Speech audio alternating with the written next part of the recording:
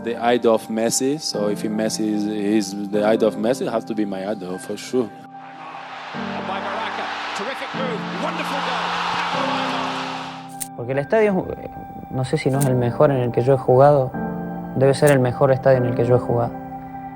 Cruzamento, bola para a área. Gol! Seperti ini memang agak bahaya. Amri, satu cutback, Aimar. Lihat bagaimana jaringan yang mudah. Para darle, Aimar para cantarlo, Aimar. De River. Significa tanto que hasta 2 hijos valencianos tengo yo, nacieron aquí. Y bueno, eso, lo que me demostró la gente hoy es un poco la síntesis de... There are footballers who win trophies, and there are footballers who win hearts. Pablo Aimar did both. But if you ask Lionel Messi who his idol was, he won't say Maradona, he won't say Riquelme, he'll say Pablo Aimar. And yet, the world barely remembers him. This is the story of the forgotten genius, the boy from Rio Carto who dazzled Argentina, conquered Spain, and quietly walked away from the spotlight. Attenzione, 2 uomini, arriva Aimar, il tiro e gol. Errori così non si devono fare. It began in the mid-90s.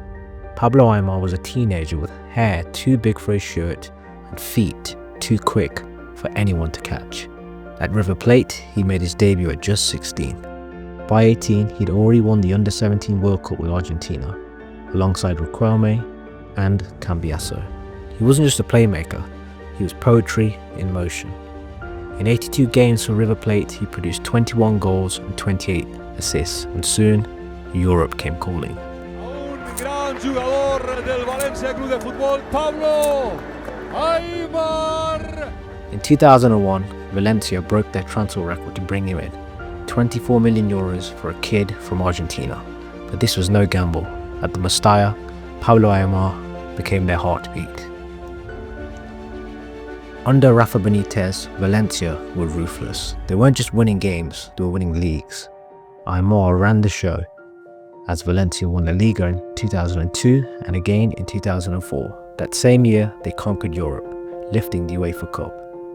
In the 2001 and 2002 Champions League, he led the competition in assists, playing with the vision of a maestro and the daring of a street footballer. And then came the ultimate tribute. Lionel Messi once said, "Pablo Aimar was and is my idol.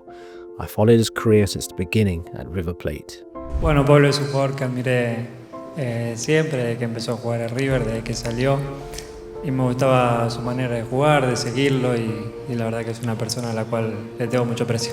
For a boy who would one day conquer the world, Aimar was a blueprint. But football can be cruel. As quickly as Aimar rose, injuries began to drag him down.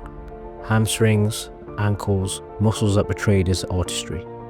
Claudio Ranieri replaced Benitez at Valencia, and with him came a new system that never suited the playmaker.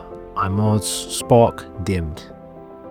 He moved to Real Zaragoza, but the club was drowning and eventually relegated.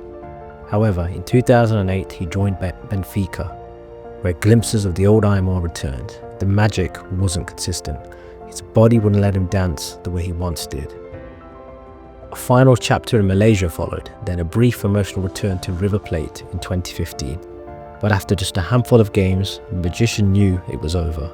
And at 35, Pablo Aimar retired. But Aimar didn't disappear. He became a teacher. Since 2017, he's been part of the Argentina's coaching staff, mentoring the youth who would go on to win the World Cup in Qatar.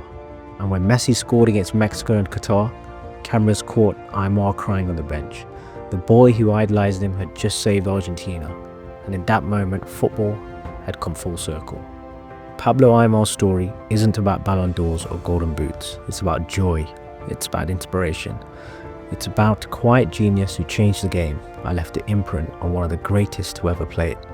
Maybe Aimar didn't get the farewell he deserved, but for those who watched him, his magic will never be forgotten.